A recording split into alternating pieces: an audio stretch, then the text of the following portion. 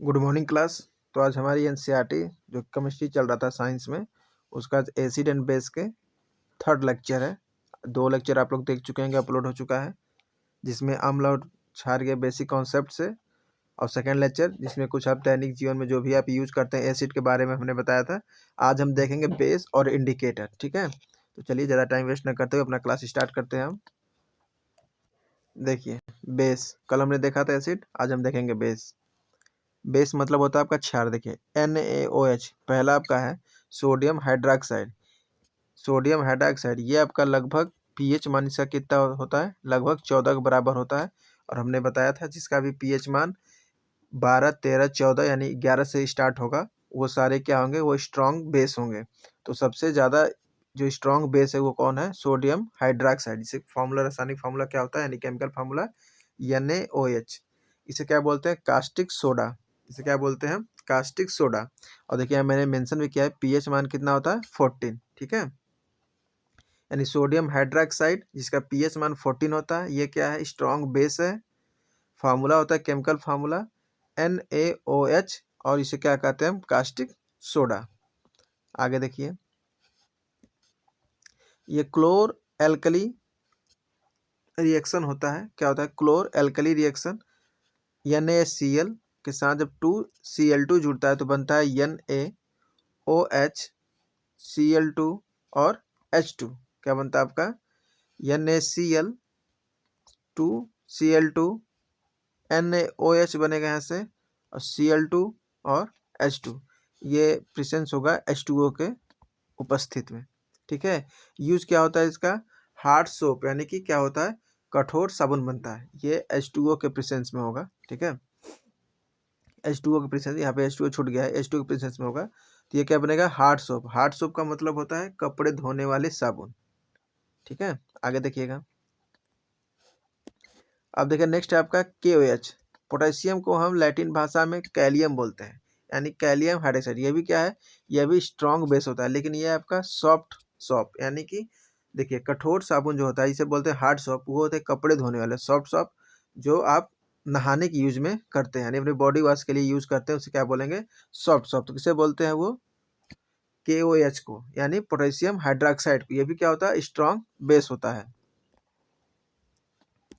अब है आपका मैग्नीशियम, मैग्नीशियम हाइड्रोक्साइड, जिसकी फार्मूला क्या होगी, MgOH का होल ट्वाइस। MgOH का होल ट्वाइस, इसे क्या कहते हैं, मिल्क ऑफ मैग्नीशिया। जिसका पीएच मान के देखिए क्षारीय नेचर का होता है, जो ये होता है आपका होता है मिल्क ऑफ मैग्नीशिया, इसे कहते हैं मैग्नीशियम हाइड्रोक्साइड, यानी MgOH का होल ट्वाइस। ये क्या होता है, ये नेचर से क्षारीय नेचर का होता है, क्योंकि इसकी पीएच वैल्यू होती है कितना, 10 से 10.5, यानी 10 to 10.5। ये क्या होता है, वीक बेस होता है। हमने बताया था ना, जो भी सामान हम खाने के रूप में यूज करते हैं, चाहे एसिड हो चाहे बेस हो, वो क्या होगा आपका, weak acid and weak base होता है। तो जो मिल्क ऑफ मैग्नीशिया होता है, ये एंटा एसिड होता है, यानी जब आपको एसिडिटी बनता है तो ये दवा के रूप में प्रयोग किया जाता है एसिडिटी को खत्म करने के लिए। देखिए, जो एंटा जो एंटासिड होता है मिल्क ऑफ मैग्नीशिया, इसका प्रयोग इनो में करते हैं हम। और जो डाइजीन की गोली आती है, जितने भी डाइजीन आते हैं मेडिसिन, उसमें इसका क्या किया जाता है, यूज किया जाता है, किसका, मिल्क ऑफ मैग्नीशिया का। मिल्क ऑफ मैग्नीशिया का केमिकल फार्मूला क्या होता है, MgOH का होल ट्वाइस, और इसको केमिकल नेम क्या है इसका, मैग्नीशियम हाइड्रोक्साइड। ये क्या होता है, एंटासिड होता है, यानी प्रति अम्ल बनाता है। इनो में इसका प्रयोग करते हैं, डाइजीन मेडिसिन में इसका प्रयोग करते हैं। देखिए HCl हाइड्रोक्लोरिक एसिड, जो कि आपके स्टोमच में पाया जाता है। और यहाँ से हमने क्या ले लिया, मिल्क ऑफ मैग्नीशिया, यानी कि मैग्नीशियम हाइड्रोक्साइड MgOH का होल ट्वाइस। आपके स्टोमच में है क्या, पेट में HCl एसिड है, जो कि क्या करता है, एसिडिटी को बढ़ा देता है ज़्यादा खाना खाने पे। फिर आपने एंटासिड के रूप में क्या लिया, MgOH का होल ट्वाइस। अब ये बनेगा क्या, MgCl2, यानी ये क्या बन गया, सॉल्ट बन गया। यानी कि जब भी अम्ल और क्षार मिल के रासायनिक अभिक्रिया होती है और वहाँ पे क्या बनता है, लवण बनता है, तो क्या कहते हैं, उदासीन अभिक्रिया कहते हैं।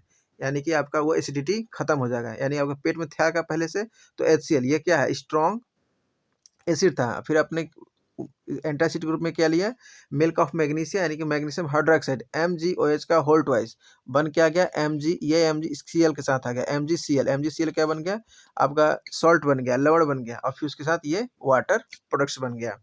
तो ये क्या होगा, इसे बोलते हैं हम उदासीन उदासीन रिएक्शन। और जो उदासीन रिएक्शन होगा तो आपका फिर जो एसिडिटी बना है वो क्या होगा, वो आपका खत्म हो जाएगा।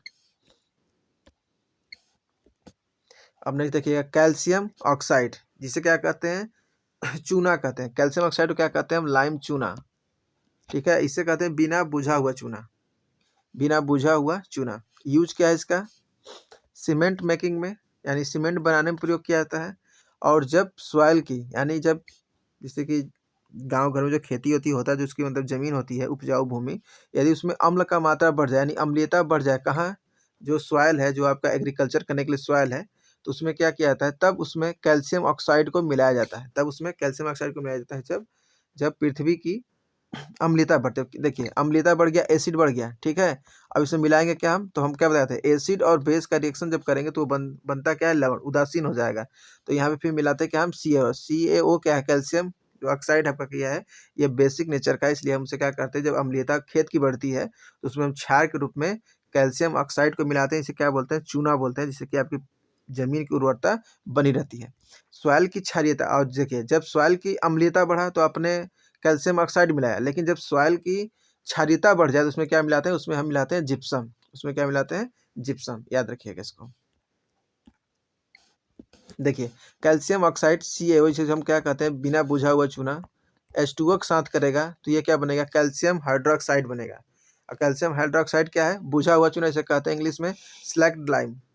जब ये पानी के साथ अभिक्रिया करेगा तो बनाएगा CaOH का होल ट्वाइस, यानी कैल्शियम हाइड्रोक्साइड बनाएगा, जिसे क्या कहते हैं, बुझा हुआ चूना या लाइम वाटर, चूने का पानी। और ये क्या होता है, यही खाने योग्य होता है। जो चूने का प्रयोग आदमी खाता है गुटखे पान मसाला में, जो कि खाना तो नहीं चाहिए, ठीक है, उसमें इसका प्रयोग आपका होता है खाने के रूप में। इडेबल कौन सा होता है, बुझा हुआ चूना।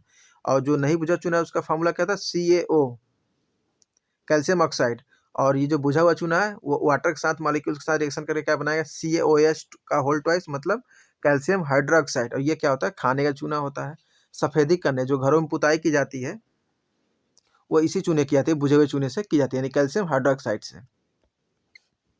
अब देखिए पुताई जब आदमी कैल्शियम हाइड्रोक्साइड से क्या करता है, पुताई कर देता है, तो पुताई करने के लगभग 1 से 2 दिन बाद उस पर क्या आता है, चमक आता है। उसका रीजन क्या होता है, देखिए जो आपका कैल्शियम हाइड्रोक्साइड है, ये जब आपके वातावरण में CO2 जो प्रेजेंट है, इससे जब रिएक्शन करता है तो बनाता क्या है, CaCO3 और H2O। और जो CaCO3 है इसे क्या बोलते हैं, लाइम स्टोन। यही क्या होता है, यही लाइम स्टोन चूना पत्थर, यानी जो संगमरमर होता है, ये सफ़ेद संगमरमर की तरह क्या करता है, चमक देता है। क्योंकि जब जो पुताई करने वाला चूना कौन था आपका, कैल्शियम हाइड्रोक्साइड, और जो वातावरण में कार्बन डाइऑक्साइड के साथ रिएक्ट करता है, कार्बन डाइऑक्साइड के साथ, तो बनाता क्या प्रोडक्ट है, CaCO3, जिसे कहते हैं लाइम स्टोन या संगमरमर कहते हैं, ठीक है। ये संगमरमर की तरह इससे चमक आता है, किससे, लाइम स्टोन से। तो इस बात को आप लोग याद रखिएगा। देखिए कैल्शियम कार्बोनेट जो होता है, CaCO3 प्रोडक्ट, जिसे क्या बोलते हैं, कैल्शियम कार्बोनेट, यही क्या करता है, आपकी दीवारों पे चमक देता है। आपने घर में देखा होगा कि जब पुताई उताई होता है तो चमक तुरंत नहीं आता, पुताई करने से 2 से 3 दिन बाद चमक आता है। तो करता क्या है, वो CO2 के साथ रिएक्ट होता है, उसके बाद बनाता है कैल्शियम कार्बोनेट, और कैल्शियम कार्बोनेट से बोलते हैं लाइम स्टोन। यही क्या होता है, कैल्शियम कार्बोनेट हमारे दीवारों पे चमक देने का काम करता है। अब बात करेंगे हम ZnO, जिंक ऑक्साइड का, जिसे क्या कहते हैं, फ्लावर ऑफ जिंक। ZnO को हम बोलते हैं ZnO, जिंक ऑक्साइड, जो कि Zn से जिंक, O से ऑक्साइड, ZnO, जिंक ऑक्साइड। ये होगा आपका फ्लावर ऑफ जिंक। अब इसे क्या बोलेंगे, फिलोसफर्स वुल, यानी कि फिलोसफर का वुल। ये क्या होता है, बेसिक नेचर का होता है, यानी क्षारीय प्रकृति का होता है। इसका यूज क्या है, सिरेमिक इंडस्ट्रीज में। सिरेमिक इंडस्ट्री का मतलब होता है जितने आपके रसोई के बर्तन बनाने हो, कप गिलास कटोरा ये बनाने होते हैं, उसमें यूज किया जाता है ZnO का। और आर्टिफिशियल टीथ बनाने में, जैसे कि किसी का दांत डिके कर गया, दांत क्षय होना, दांत का टूट जाना, तो आर्टिफिशियल दांत के रूप में क्या किया जाता है, इसका प्रयोग किया जाता है जिंक ऑक्साइड का, जिसे क्या कहते हैं, फ्लावर ऑफ जिंक कहते हैं, या फिलोसफर वुल कहते हैं। और इसी नेचर क्या होता है ZnO का, तो ये बेसिक होता है। यूज कहाँ किया जाता है, तो सिरेमिक इंडस्ट्रीज में, जैसे कप कटोरा ये सब बनाने के लिए, और आर्टिफिशियल टीथ बनाने के लिए इसका प्रयोग करते हैं हम जिंक ऑक्साइड का। फार्मूला क्या होता है, तो ZnO होता है, जिसे हम जिंक ऑक्साइड कहते हैं, फ्लावर ऑफ जिंक कहते हैं, फिलोसफर वुल कहते हैं। नेचर क्या होता है, तो ये बेसिक नेचर का होता है। अब देखिए बात करते हैं एम्फोटेरिक ऑक्साइड का, जिसे कहते हैं उभयधर्मी ऑक्साइड, जो दोनों तरह से व्यवहार करे, यानी कि एसिडिक भी नेचर रखे और बेसिक भी नेचर रखे, उसे क्या कहते हैं, एम्फोटेरिक ऑक्साइड। यानी वैसे ऑक्साइड जो एसिड और बेस दोनों का बिहेव रखते हैं, गुण रखते हैं, क्वालिटीज रखते हैं, उन्हें क्या कहते हैं हम कहते हैं एम्फोटेरिक ऑक्साइड, यानी कि उभयधर्मी ऑक्साइड। अब देखिए उभयधर्मी कौन कौन से हैं।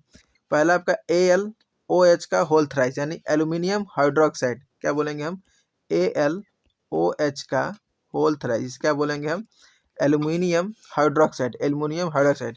ये क्या होता है, वाटर प्रूफ क्लॉथ्स, जो आप बरसात के महीने में जब वर्षा ऋतु शुरू होती है तो अब जो वाटर क्लॉथ्स प्रयोग करते हैं, सबके मतलब ऊपर से पहनने पे कपड़े नहीं भीगते, तो यानी उसे बोलते हैं वाटर प्रूफ। तो वाटर प्रूफ क्लॉथ में किसका प्रयोग किया जाता है, तो वहाँ पे होता है एल्यूमिनियम हाइड्रोक्साइड, किसका, aluminium hydroxide. Chemical formula AlOH का होल थ्राइस। यूज क्या है, वाटर प्रूफ क्लॉथ्स बनाने में। ये क्या होता है, एल्यूमिनियम हाइड्रोक्साइड, ये एम्फोटेरिक ऑक्साइड है। वैसे ऑक्साइड जो एसिडिक मीडियम में एसिडिक प्रदर्शित करते हैं और बेस मीडियम में बेस का गुण प्रदर्शित करते हैं। तो पहला आपका हम बोले कि जो एल्यूमिनियम हाइड्रोक्साइड है ये क्या है, तो ये सर आप कहोगे एम्फोटेरिक ऑक्साइड है। एम्फोटेरिक ऑक्साइड हिंदी में होता है उभयधर्मी, ठीक है। तो एम्फोटेरिक ऑक्साइड वे ऑक्साइड होते हैं जो एसिडिक मीडियम में एसिड की नेचर को प्रदर्शित करते हैं और बेस मीडियम में बेसिक नेचर को प्रदर्शित करते हैं। इसका यूज क्या है, एल्युमिनियम हाइड्रोक्साइड का वाटर प्रूफ क्लॉथ्स बनाने में। फार्मूला क्या होता है, AlOH का होल थ्राइस, याद रखिएगा इसको। देखिए साल्ट, साल्ट आपका ये क्षार मतलब वहीं तक था। अब आ गया लवण। लवण बनता कैसे ने बताया था, एसिड और बेस का जब रिएक्शन करते हैं तो बनता क्या है, सॉल्ट और H2O। प्रोडक्ट्स हमारा बाई प्रोडक्ट जब भी उदासीन अभिक्रिया होगी एसिड और बेस का, तो बनेगा क्या, साल्ट बनेगा और फिर उसके बाद आपका H2O बनेगा। देखिए HCl प्लस NaOH बनता क्या है, NaClH2O। और NaCl को क्या कहते हैं हम, टेबल साल्ट। इसी को क्या कहते हैं हम, नेचुरल रूप में यूज करते हैं। और इसका pH वैल्यू कितना होता है NaCl का, 7 होता है। ये उदासीन होता है, इसी को क्या कहते हैं आप, खाने में यूज करते हैं। और देखिए जो न्यूट्रलाइजेशन होता है, उदासीकरण होता है, वो क्या होता है, डबल डिस्प्लेसमेंट रिएक्शन होता है, दोनों साथ में होता है। और ये आपके ALP 2024 में एक क्वेश्चन पूछा गया था कि जो उदासीनीकरण अभिक्रिया है उसमें डबल डिस्प्लेसमेंट रिएक्शन भी क्या होता है, दोनों साथ में होता है। ये आपके प्रीवियस एग्जाम में पूछे गए थे, ठीक है। अब देखिए यदि स्ट्रॉन्ग बेस है और वीक बेस है तो क्या बनेगा, सॉल्ट बनेगा, लवण बनेगा। जब देखिए एसिड की अभिक्रिया जब बेस से करेंगे तो सॉल्ट तो बनेगा ही। अब उसका पीएच किस पे डिपेंड करेगा, देखिए पीएच डिपेंड करेगा। देखिए हमने पहले क्या लिया, स्ट्रॉन्ग एसिड, सबसे पहले इसी पे डिपेंड करेगा। तो स्ट्रॉन्ग एसिड क्या होता है, जैसे आपका ये पीएच स्केल हो गया, ये आप 0, ये बीच में मिड में 7, ये 14 हो गया। तो देखिए जब आपने स्ट्रॉन्ग एसिड लिया यानी 0 से 3 स्ट्रॉन्ग एसिड होता है, तो क्या होगा, इसका पीएच मान 7 से कम ही होगा। और जो जो बेसिक नेचर का होगा 7 से उसका अधिक होगा। तो हमने क्या लिया, यहाँ पे स्ट्रॉन्ग एसिड लिया यानी पीएच मान 7 से क्या होगा, विलो होगा, 7 से कम होगा, याद रखिएगा। अब देखिए हमने स्ट्रॉन्ग बेस ले लिया यानी कि पीएच मान क्या होगा, 7 से अब 7 से आगे की ओर बढ़ेगा। 7 से पीएच मान अधिक होता है, बनेगा तो देखिए बाई प्रोडक्ट लवण ही बनेगा, क्योंकि जब भी हम एसिड और बेस का रिएक्शन कराएंगे तो बनेगा बाई प्रोडक्ट लवण और पानी ही बनेगा, ठीक है। जब भी हम एसिड और बेस का रिएक्शन कराएंगे तो बनेगा सॉल्ट और बाई प्रोडक्ट तो वाटर बनेगा, ये तो कंफर्म है। लेकिन देखिए स्ट्रॉन्ग बेस हमने लिया है, जो स्ट्रॉन्ग लिया है उसी के हिसाब से देखेंगे। देखिए स्ट्रॉन्ग एसिड यानी 7 से कम, पीएच मान 7 से कम होगा। स्ट्रॉन्ग बेस यानी कि पीएच मान उसका 7 से अधिक होगा। और दोनों क्या होता है, दोनों यदि वीक हो तो न्यूट्रल बनेगा, चाहे जैसे कि सॉरी मतलब कि वीक एसिड ले लें और वीक बेस ले लें, तो एसिड और बेस का रिएक्शन क्या बनेगा, बेस और एसिड का रिएक्शन तो हमारा बनेगा साल्ट बनेगा, H2O बनेगा। दोनों वीक है तो कोई दिक्कत नहीं, दोनों न्यूट्रल ही, वो न्यूट्रल होगा। अब देखिए NaCl देखते हैं, जो टेबल साल्ट बोलते हैं, जिसे हम खाने में क्या करते हैं, यूज करते हैं। इसका पीएच मान 7 होता है। NaCl इसको क्या बोलते हैं हम, sodium chloride table salt, pH होता है। अब देखिए जो नमक में हम, जैसे कि नमक आप टाटा का जो खाते हैं उसमें देखिए पढ़िए, उस पर लिखा रहता है पोटेशियम आयोडाइड, यानी जो हम नमक खाने के रूप में से यूज करते हैं वो हम डायरेक्ट NaCl नहीं बल्कि पोटेशियम आयोडीन के रूप में हम क्या करते हैं, उसको लेते हैं। देखिए it decreasing freezing mixture of ice, यानी क्या करता है, ये जो फ्रीजिंग आइस का जो फ्रीजिंग नेचर होता है इसको क्या करता है, डिक्रीज करता है। देखिए यह बर्फ के हिमांक मिश्रण को कम कर देता है, नमक, ठीक है। इसको ध्यान समझिएगा, आइस है और NaCl है, ठीक है। ये क्या होगा, इंडोथर्मिक रिएक्शन करेगा। इंडोथर्मिक का मतलब होता है उष्मा शोषी अभिक्रिया करेगा। और यह बर्फ के हिमांक मिश्रण को क्या कर देता है, कम कर देता है।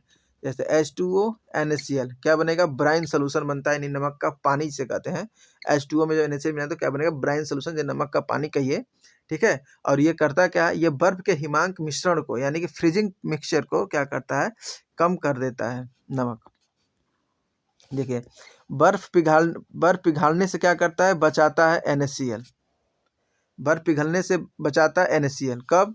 जब चैम्बर क्या ओपन होगा। तो बर्फ को पिघालने के लिए भी यूज क्या करेंगे, देखिए जब क्लोज्ड है जी, जैसे देखिए आप जब भी आप खाए, कभी आप देखेंगे गांव घर में जो कुल्फी साइकिल पे सब बेचते हैं, मतलब अपना ये क्या होता है कि जब भी इसमें जब आइसक्रीम आप खाएंगे तो आइसक्रीम का जो टिप होता है वो हल्का सा नमकीन फॉर्म में लगता है, NaCl फॉर्म में हल्का सा वो आपको लगता है। लगने का रीजन यही है कि देखिए यदि क्लोज चैम्बर होता है, क्लोज चैम्बर आपका, तो इनकी दीवारों पर क्या होता है, इनका NaCl का घोल होता है, NaCl का घोल होता है, जो क्या करता है कि बर्फ को पिघलने से बचाता है। कब? जब आपका चैम्बर क्या हो, क्लोज्ड हो। और लेकिन जब आपका चैम्बर क्या होता है, ओपन होता है, तो ये बर्फ के पिघालने के लिए भी क्या करते हैं, नमक का यूज करते हैं। यानी नमक कब बर्फ की फ्रीजिंग पॉइंट को मतलब कम करता है, जब वो क्या होगा, क्लोज चैम्बर होगा। और यदि यदि आपका यदि ओपन चैम्बर है तो बर्फ नमक को मतलब जो बर्फ को पिघलाने के लिए हम नमक का यूज कर सकते हैं, यानी NaCl का यूज कर सकते हैं। यानी ब्राइन सोल्यूशन का यूज हम करेंगे। ब्राइन सोल्यूशन मतलब H2O प्लस NaCl। ठीक है, तो बस इतना याद रखिएगा आप, इतना बात कि यदि क्लोज्ड है तो जमने में सहायक करेगा, लेकिन ओपन है तो बर्फ को पिघलने में सहायता करेगा। बस। ब्लीचिंग पाउडर, इसे क्या बोलते हैं हम, कैल्शियम ऑक्सीक्लोराइड। ब्लीचिंग पाउडर क्या बोलते हैं हम, कैल्शियम ऑक्सीक्लोराइड। इसका फार्मूला याद रखिएगा, CaOCl2 का होल ट्वाइस, सॉरी CaOCl का होल ट्वाइस। ये क्या आपका ब्लीचिंग सॉरी कैल्शियम ऑक्सीक्लोराइड है, जिसे क्या कहते हैं, विरंजक भी कहते हैं। क्या बोलते हैं इसे, विरंजक भी कहते हैं। और ये क्या था, हेयर ब्लीच करने काम आता है। हेयर ब्लीच करने का मतलब ये है, जिसे देखिए आपके बाल, सर के बाल यानी जो है आपके, वो काले हैं, ठीक है, इस पे यदि आप कोई अन्य कलर चढ़ाओगे तो इस पे ये नहीं चढ़ेगा। तो पहले ब्लीच करते हैं, पहले ये कालापन यहाँ से क्या करते हैं, हटाते हैं। आप लोगों ने देखा होगा कई सारे बच्चे कई रंग बिरंगे अपने बाल बनाए रहते हैं, तो क्या कहते हैं, पहले ब्लीच किया जाता है बाल को, यानी कि विरंजक। वही ब्लीचिंग पाउडर है हमारा CaOCl का होल ट्वाइस, जिसे बोलते हैं कैल्शियम ऑक्सीक्लोराइड। वो ब्लीच करता है, ब्लीच करने के बाद उस पर क्या होता है, रंग चढ़ जाता है। तो ब्लीचिंग पाउडर का फार्मूला क्या होता है, CaOCl2, और उसे बोलते हैं calcium oxychloride. Calcium oxychloride bleaching powder. और किसमें काम आता है, हेयर ब्लीच करने के काम में आता है। देखिए CaOH का होल ट्वाइस, CH से क्या बोलते हैं हमने बताया था लाइम, वो भी क्या बुझा हुआ, क्योंकि CaO मतलब वो बुझा हुआ चूना नहीं है। CaO क्या आपका, देखिए जो CaO था आपका बुझा हुआ चूना नहीं था, लेकिन वो पानी के साथ रिएक्शन किया H2O के साथ, तो बनाया क्या था, CaOH का होल ट्वाइस। ठीक है, तो ये क्या हो गया आपका, बुझा हुआ चूना हो गया, यानी कैल्शियम हाइड्रोक्साइड। और फिर आपका हो गया Cl2। जब क्लोरीन गैस फ्लो करते हैं तो बनता क्या है, तब बनता है आपका CaOCl2। ये क्या बन गया आपका, ब्लीचिंग पाउडर बन गया। यानी जब बुझे हुए चूने में जब क्लोरीन गैस को प्रवाहित करेंगे आप, तो बनेगा क्या, CaOCl2 और प्लस H2O आपका बन जाता है। आई होप आपको अच्छे से क्लियर होगा कि ब्लीचिंग पाउडर कैसे बनेगा। जब हम देखिए, ध्यान सुनेगा, बुझा हुआ चूना यानी कि कैल्शियम हाइड्रोक्साइड, यानी कि CaOH का होल ट्वाइस जब भी यूज करेंगे हम, उसमें क्लोरीन गैस प्रवाहित करेंगे, तो आपका बनेगा CaOCl2, यानी कि ब्लीचिंग पाउडर बनेगा और H2O प्रोडक्ट हमारा बन जाएगा। देखिए Cl2 गैस होता क्या है, तो ये एक जर्मीसाइड होता है। Cl2 गैस कीटाणुनाशक होता है। जैसे कि आपने देखा होगा कि जो सार्वजनिक प्लेस पे स्विमिंग पूल बने होते हैं, उसमें सफाई करने के लिए क्लोरीन गैस का ही प्रयोग करते हैं। इसीलिए कभी कभार होता है कि आदमी जब क्लोरीन गैस साफ हुआ रहता है, आदमी पहली बार नहा के निकले स्विमिंग पूल से, तो शरीर पे चिपचिपा या शरीर पे इचिंग होने लगता है, शरीर खुजलाने लगता है। ठीक है, इस बात रखिएगा। क्या कहता है, जर्मीसाइड होता है, ये कीटाणुनाशक होता है, इसका प्रयोग हम करते हैं। सूक्ष्म जीवों को मारने के लिए भी क्लोरीन गैस का प्रयोग हम करते हैं। नेक्स्ट देखिए, सोडियम बेंजोनोएट। सोडियम बेंजोनोएट का फार्मूला क्या होता है, C6H5COO क्या होता है, रिविजन करिएगा। देखिए साथ में बोलिएगा, सोडियम बेंजोनोएट। सोडियम बेंजोनोएट क्या होता है आपका, C6, ये सारे साल्ट हैं, याद रखिएगा, बेस हो चुके, एसिड हो चुका है, ये सॉल्ट आपके चल रहे हैं सारे। सोडियम बेंजोनोएट C6H5COO C6H5COO, ये क्या होगा आपका, सोडियम बेंजोनेट। ये क्या होता है, फूड प्रिजर्वेटिव होता है, यानी कि भोजन को संरक्षण करने वाला होता है। जैसे सॉस, जूस, देखते नहीं है सॉस और जूस कई सारे लंबे समय तक आपको बोतल में पैक करके रखे जाते हैं, तो क्या करता है, प्रिजर्व करता है, यानी कि उन्हें संरक्षित करता है। और ये ओनली सॉल्ट है जिसका यूज कहाँ करते हैं हम, फूड प्रिजर्वेटिव में करते हैं, यानी कि खाद्य संरक्षण में हम इनका यूज करते हैं। किसका, सोडियम बेंजोनोएट का। अब एग्जाम्पल याद रखिएगा, जो सोडियम बेंजोनोएट है आपका C6H5COO, ये जूस लंबे समय तक कैसे टिकता है, बोतल में बंद रहता है तो वो सोडियम बेंजोनोएट से, सॉस सोडियम बेंजोनोएट से। आपका कोई भी फूड है जो प्रिजर्व करके रखा गया है, यानी प्रिजर्वेटिव नेचर होने का मतलब है खाद्य को संरक्षण रखा गया है लंबे समय तक चलने के लिए, किससे? सोडियम बेंजोनोएट से। सोडियम बेंजोनोएट का फार्मूला क्या होता है?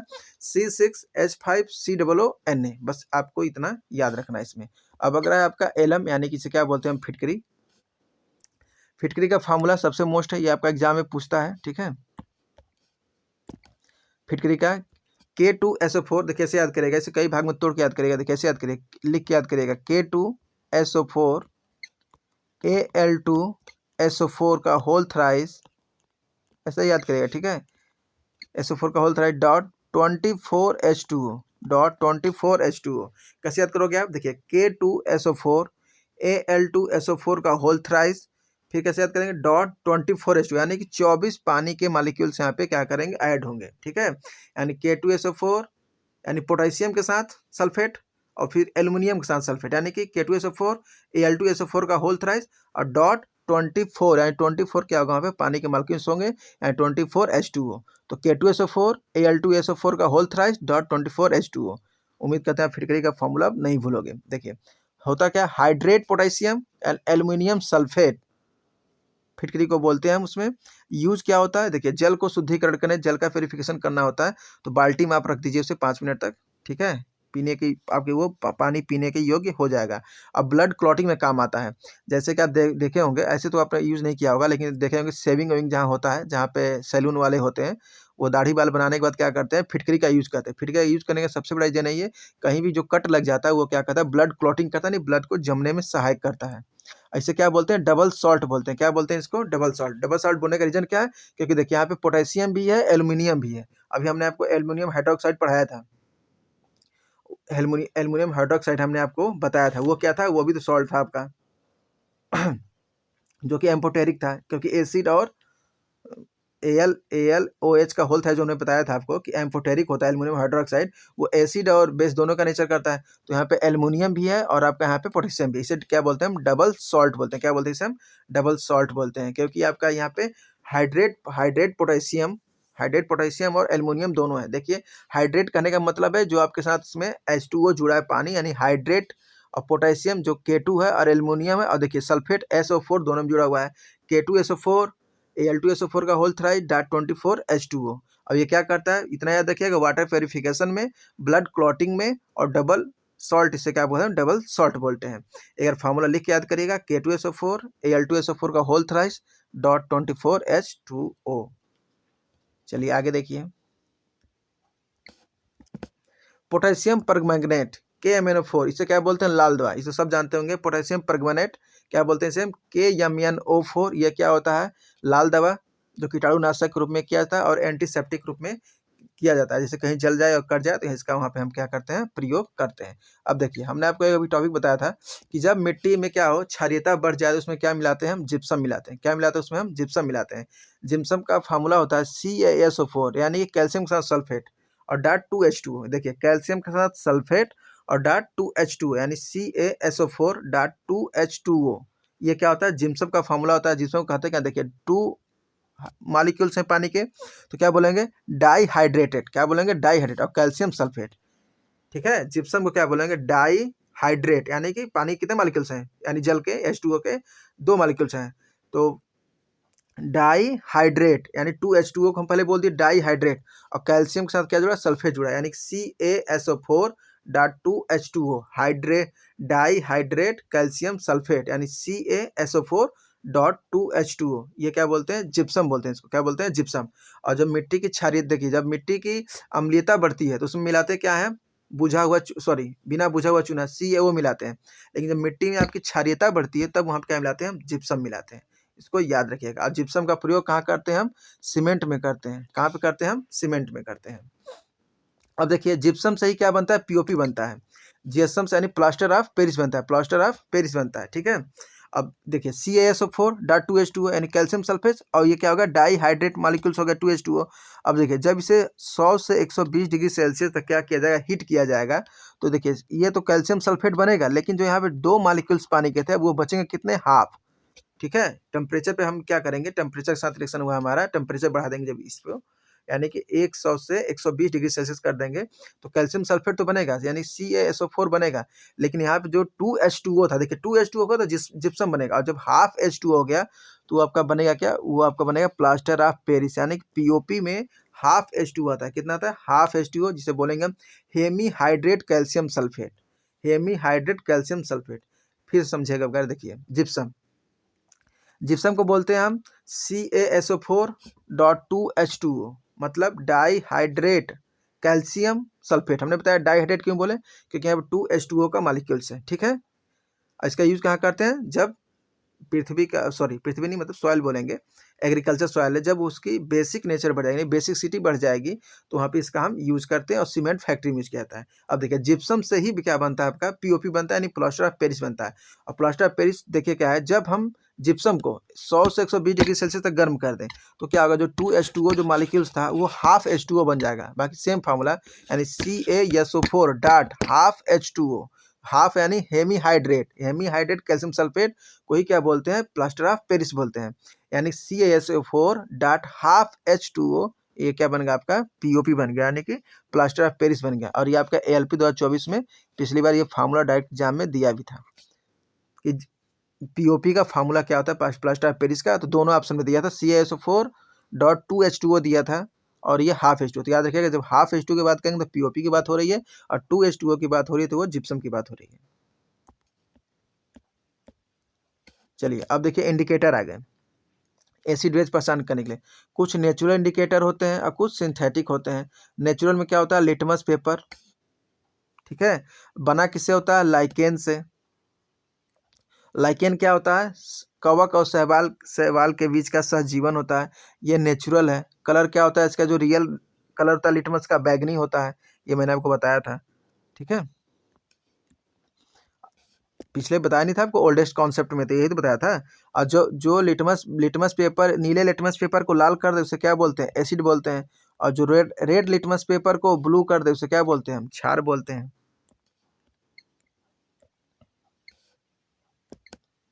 देखिए ऑल फैक्ट्री इंडेक्टर्स, यानी इन्हें क्या बोलेंगे, गंधीय सूचक, यानी स्मेल से पहचान करेंगे। ऑल फैक्ट्री इंडिकेटर्स को क्या बोलेंगे हम, गंधीय सूचक, यानी हम क्या करते हैं, स्मेल से पहचान करेंगे। एस्टिक मीडियम है तो नो चेंज, यानी कोई स्मेल नहीं देगा, ठीक है। जो गंधीय सूचक है वो यदि एसिडिक मीडियम है तो कोई गंध, यानी कोई आपको दुर्गंध वहां से नहीं आएगी, यानी कोई गंध नहीं आएगी, यानी नो चेंज स्मेल। याद रखिएगा कि जो गंधीय सूचक है, यदि एसिडिक मीडियम यानी अम्लीय मीडियम है तो नो चेंज स्मेल होगा, यदि बेस मीडियम है तो क्या होगा, स्मेल को खत्म कर देगा। स्मेल खत्म करने का सेंस ये है कि यदि मान लीजिए कोई, देखिए जैसे कि कोई मान लीजिए आपका विलियन है, ठीक है, वो उससे क्या आ रहा है, गंध आ रहा है, तो एसिडिक मीडियम में वो गंध आता रहेगा, यानी नो चेंज, जैसा है वैसा ही रहेगा। लेकिन बेस मीडियम में क्या होगा, वो उस जो गंध पहले आ रहा था विलियन का, जब उसमें क्षारीय मीडियम डालेंगे तो वो क्या करेगा, गंध ही खत्म कर देगा, यानी कि गंध को खत्म कर देगा, ठीक है। अब देखिए गंधीय क्या होते हैं, आप ओनियन, ओनियन जूस जो होता है इससे ही गंध भी आता है, वेनिला से भी आता है, लौंग के तेल से भी क्या होता है, गंध आता है। लेकिन अब क्या होगा, ये क्या आपके गंधीय सूचक है, ये क्या आपके गंधीय सूचक है, यानी ओनियन जूस जो है एसिडिक मीडियम में क्या होगा, जैसा इसका गंध आता है वैसा गंध आएगा। लेकिन जैसे ही क्षारीय मीडियम में ओनियन जूस का प्रयोग किया जाएगा तो क्या करेगा, वो उसके गंध को ही खत्म कर देगा। वैसे ही वेनिला है, वैसे ही आपका क्या है, लौंग का तेल है। अब देखिए ये क्या है, नेचुरल, ये सब आपके नेचुरल इंडिकेटर्स। अब इसमें क्या था, टर्मरिक, हल्दी।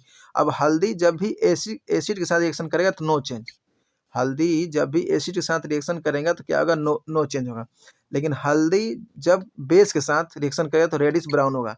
अब देखिए बता रहे हैं कैसे, एसिडिक मीडियम में नो चेंज। लेकिन देखिए आप घर में एक हल्दी लीजिएगा और चूना लीजिएगा, ठीक है, और जब दोनों का आपस में आप क्या करें, मिक्स करेंगे तो क्या करेगा, वो लाल कलर का मिक्सचर बन जाता है, यानी कि लाल भूरा रंग का मिक्सचर बन जाएगा।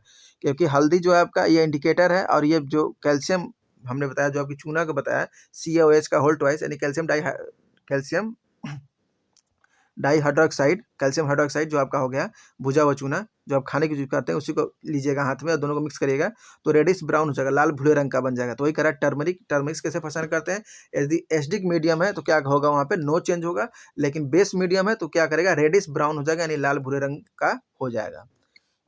अब देखिए रेड कैबेज, रेड कैबेज ये क्या होता है, नेचुरल कलर उसका होता है बैगनी। जो रेड कैबेज होता है इसका नेचुरल कलर, मतलब ये इंडिकेटर है, रेड कैबेज का इंडिकेटर है, इसका नेचुरल कलर क्या होता है, पर्पल यानी बैगनी होता है। एसिडिक मीडियम में क्या होता है, यह रेड हो जाएगा, यानी रेड कैबेज जो कि खुद बैगनी कलर का है, ये एसिडिक मीडियम में क्या हो जाएगा, रेड हो जाएगा। और बेसिक मीडियम में दो कलर देगा, यानी येलो भी होगा और ग्रीन भी होगा, ठीक है। पीले रंग पीले रंग में चेंज हो जाएगा, कैसे देखिए, जो रेड कैबेज है हमारा वो उसका रियल कलर, नेचुरल कलर की बात करें हम तो क्या है, उसका नेचुरल खुद का कलर बैगनी है, ठीक है। एसिडिक मीडियम में क्या होगा कि ये रेड हो जाएगा, रेड कैबेज। और बेस मीडियम में क्या होगा, हरा भी हो जाएगा और पीला भी हो जाएगा। चलिए देखिए, हाइड्रेंजिया, पिटूनिया, गुड़हल का फूल और जिरानियम, ये क्या होते हैं, ये सब प्लांट से पाए जाते हैं, इंडिकेटर्स हैं। कौन कौन से, हाइड्रीजीनिया सब फूल हैं, पिटूनिया, गुड़हल और जिरानियम, ये क्या होता है, ये आपके नेचुरल बाई प्लांट ये होते हैं, इंडिकेटर्स होते हैं। यानी जो नेचर में हमें बाई प्लांट इंडिकेटर्स मिलते हैं, ये कौन कौन से, हाइड्रेजीनिया, नाम याद रखिएगा, हाइड्रेजेनिया, पिटूनिया, गुड़हल और जिरेनियम, ठीक है। अब देखिए आर्टिफिशियल इंडक्टर्स कौन कौन से हैं जो आर्टिफिशियल होते हैं। ये होता है आपका फिनोप्थलीन, क्या होता है, फिनोप्थलीन। नेचुरल कलर क्या होता है इसका, नेचुरल कलर क्या होगा, ये खुद कलरलेस होता है, फिनोप्थलीन, ठीक है। इसका नेचुरल कलर क्या होता है, कलरलेस होता है। फिनोप्थलीन क्या होता है, रंगहीन होता है। अब देखिए, जब एसिडिक मीडियम आएगा तो रंगहीन, यदि कलरलेस है तो कलरलेस ही रहेगा। लेकिन फिनोप्थलीन जब बेसिक नेचर में है तो वो क्या होगा, गुलाबी रंग देगा, यानी फिनोप्थलीन कैसा हो जाएगा, गुलाबी रंग का हो जाएगा। कैसा हो जाएगा, गुलाबी, यानी एसिड में कलरलेस रहेगा और बेसिक में क्या होगा, वो पिंक गुलाबी हो जाएगा, ठीक है। अगला देखिए, मिथाइल ऑरेंज। और मिथाइल ऑरेंज का खुद का रंग कैसा होता है, तो ऑरेंजी कलर का होता है, नहीं कि नारंगी कलर का होता है, मिथाइल ऑरेंज। और नाम से पता चल रहा है ऑरेंज, मिथाइल ऑरेंज, ये नाम से पता चल रहा है कि नारंगी, ठीक है। अब एसिड में क्या होगा, तो एसिड में जो ये नारंगी यानी मिथाइल ऑरेंज है, ये क्या हो जाएगा, रेड, इसका कलर रेड हो जाएगा। और बेसिक नेचर में इसका रंग क्या हो जाएगा, मिथाइल ऑरेंज का पीला हो जाएगा। अब देखिए कुछ आगे PYQ है। अम्ल धातु कार्बोनेट के साथ अभिक्रिया करने पर कौन सी गैस बनाती है, तो CO2 बनाती है। आपका ALP 2024 में पूछा गया था, आई थिंक 27 नवंबर के पेपर में आया था, 27 नवंबर। अम्ल धातु कार्बोनेट के साथ अभिक्रिया करके कौन सी गैस निकलती है, तो CO2 निकलती है। देखिए, POP को पानी के साथ संयोजन करने पर कठोर हो जाता है, क्योंकि देखिए जब जिप्सम से पानी की कमी हो तो क्या बना, POP।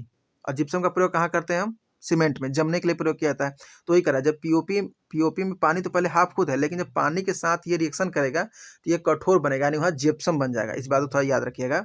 बुझे हुए चूने के लिए जलीय विलयन में क्या करते हैं, CO2 गैस अधिक गुजारने के कारण यह दूधियापन क्या होता है, इसका कम हो जाता है, क्योंकि कैल्शियम कार्बोनेट इज प्रोड्यूस हो जाता है, ठीक है।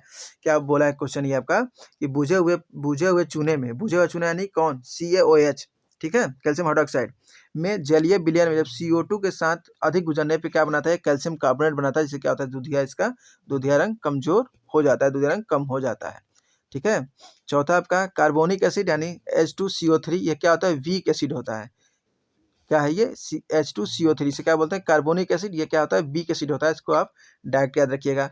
और दांतों की क्षय यानी इनेमल कैल्शियम फॉस्फेट मौजूद होता है, ये क्या होता है, ये भी क्या होता है, बेसिक नेचर का, दांतों में जो होता है बेसिक नेचर का होता है, ठीक है। और दांत जो टूथ डिके होता है, ये 5.5 से जब आपका पीएच वैल्यू कम हो जाएगा तो दांत डिके यानी दांत क्षय होने लगता है। इसलिए टूथपेस्ट जो होता है, टूथपेस्ट का आई थिंक पीएच मैंने कितना बताया था आपको, 8 बताया था, लगभग समथिंग 8 के बराबर होता है, वो क्षारीय प्रकृति का होता है। इसलिए हम जो पेस्ट करना जरूरी है, क्योंकि वो क्षारीय नेचर का होता है। और आपका जो टूथ डिके होता है वो 5.5 होता है। जब ये दोनों आपस में मिलेंगे तो क्या होगा, न्यूट्रलाइजेशन हो जाएगा एसिड बेस के मिलने से, तो आपका दांत सेफ रहता है, ठीक है। अब देखिए, फॉस्फेरिक एसिड क्या होता है, वीक एसिड होता है, क्या होता है, वीक एसिड होता है। CaOH का होल ट्वाइस क्या होता है, आपका स्ट्रॉन्ग बेस होता है। ये क्या आपका बुझा हुआ चूना, क्या है, CaOH का होल ट्वाइस आपका क्या है, बुझा हुआ चूना, ठीक है। और कैल्शियम जो फास्फोरिक एसिड है वो क्या है, आपका वीक एसिड है, इसको आप याद रखिएगा। कास्टिक सोडा NaOH, ये क्या आपका हार्ड सोडा है, बताया था ना, हार्ड सॉप, ये का कपड़े धोने की हो जाएगा। और कास्टिक सोडा KOH को भी बोलेंगे, ये सॉफ्ट सॉप है, ये आपके नहाने के लिए यूज किया जाता है। अब देखिए, कुछ इंडिकेटर्स दिए हुए हैं, उनका एसिड में क्या बिहेव होगा और बेसिक में क्या बिहेव होगा, इसको देख लीजिए। मेथिल ऑरेंज, नाम से पता है इसका ऑरेंज कलर था, बताया था। ये एसिड में क्या होगा, लाल होगा और बेस में पीला होगा। अब मेथिल रेड एसिड में लाल ही होगा और बेस में क्या होगा, पीला होगा। मेथिल रेड जो है आपका एसिड में लाल होगा और बेस में क्या होगा, पीला होगा। फिनेप्थलीन रंगहीन होता है, खुद का कलर भी रंगीन होता है, एसिड में भी रंगीन होगा और बेस में गुलाबी होगा। लिटमस पेपर आपका एसिड में लाल होगा और बेस में ऐसे नीला होगा। बेस में ऐसे आपका क्या होगा, नीला होगा। लिटमस पेपर लाल होगा और बेस में क्या होगा, नीला होगा। अगर फिर से इसका रिवीजन करिएगा आप लोग, देखिए मिथाइल ऑरेंज एसिड में लाल होगा, बेस में पीला होगा। मेथिल रेड आपका एसिड में क्या होगा, लाल होगा और बेस में पीला होगा। फिनोप्थलीन एसिड में रंगहीन होगा लेकिन बेसिक में पीला होगा। लिटमस पेपर लाल होगा और बेस में नीला होगा। मिथाइल ऑरेंज एसिड में लाल होगा, मिथाइल ऑरेंज एसिड में लाल होगा लेकिन बेस में पीला होगा। मिथाइल ऑरेंज एसिड में लाल होगा लेकिन बेस में पीला होगा। और मिथाइल रेड एसिड में लाल होगा लेकिन बेस में पीला होगा। यानी कि मिथाइल ऑरेंज और मिथाइल रेड दोनों के साथ सेम सेम अपना क्वालिटी पा सकते हैं। देखिए मिथाइल ऑरेंज और मिथाइल रेड जो आपका एसिड है वो दोनों में क्या होगा, लाल होगा। जो बेस है दोनों में पीला होगा। यानी मिथाइल ऑरेंज या मिथाइल रेड दिया हो तो एसिड लाल और बेसिक पीला। फिनोप्थलीन खुद रंगहीन होता है लेकिन एसिड के साथ ये क्या करेगा, कलरलेस ही रहेगा। लेकिन हाँ, जैसे ही बेसिक नेचर में होगा ये क्या हो जाएगा, गुलाबी हो जाएगा। और लिटमस पेपर हमारा लाल लिटमस पेपर यदि हो गया तो आपका क्या एसिड है, और यदि नीला लिटमस पेपर हो गया तब क्या हो जाएगा, वो बेसिक हो जाएगा। तो आई होप आपको ये सारे कॉन्सेप्ट्स क्लियर होंगे। अब ये आपका चैप्टर हो गया पूरा, यानी जो आपका चैप्टर था एसिड एंड बेस, ठीक है, एसिड एंड बेस, फिर सॉल्ट और इंडिकेटर से। अब आप PYQ उठाइएगा, वनडे एग्जाम जो भी हो, चाहे आपका SSC हो चाहे रेलवे, आपके सारे क्वेश्चन आपके बन जाएंगे इनसे, ठीक है। आई होप आपको क्लास अच्छा लगा हो, आपको सारी चीज़ बातें अच्छे से याद होगी। 1 से 2 बार इसे रिवीजन करिएगा, आपको सारे फिंगर टिप्स हो जाएंगे। चलिए अपनी पढ़ाई करते रहिए। Thank you.